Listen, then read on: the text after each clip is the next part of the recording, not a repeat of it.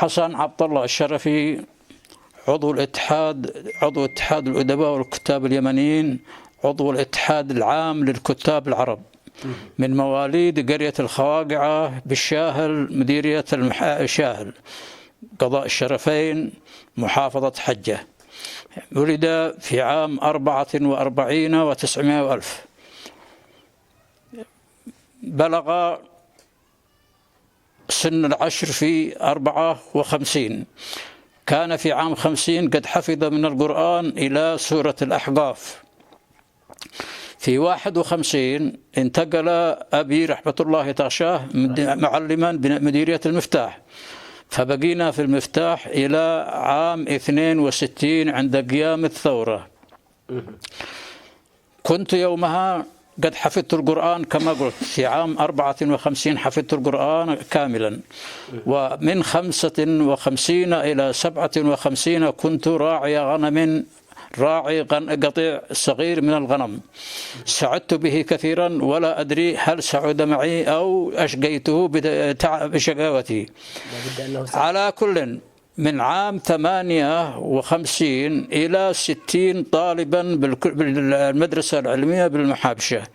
من عام 61 إلى 62 عند قيام الثورة كنت طالبا بدار المعلمين في صنعاء.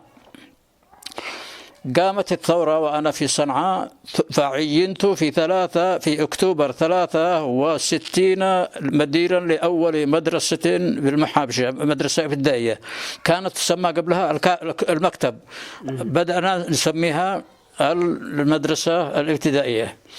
بقيت في المدرسة الابتدائية مديرا إلى 65.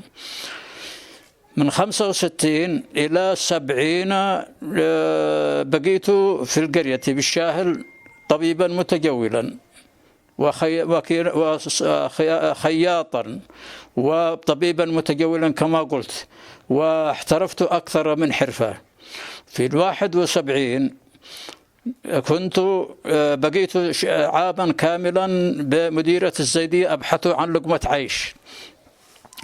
ثم عينت في آخر 71 مساعدا لمدير لعامل المفتاح، حتى عام 74 عينت مساعدا لمدير قضاء الشرفين بنواحيه التسع.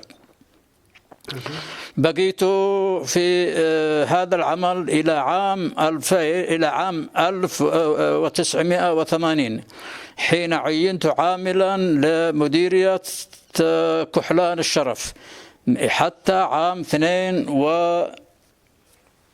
حتى عام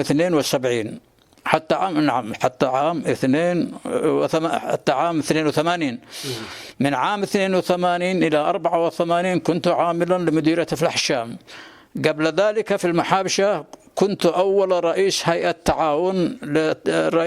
هيئة تعاون، وكانت تشمل المديرية التسع.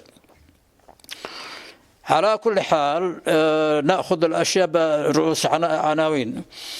في 84 رجعت إلى قضاء المحابشة مساعدا لمدير قضاء الشرفين ومساعدا لمديرية أفلح، حيث كان المركزان مركز أفلح ومركز قضاء الشرفين في المحابشة نفسها في المدينة. استمريت في هذا العمل حتى اخترت التقاعد الاختياري في عام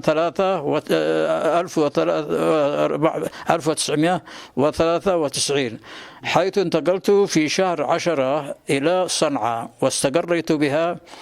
وكانت مرحلة مهمة من عام 93 إلى الآن أنا في صنعاء سكنى وكتابة وشعرا ومشاغبة. على كل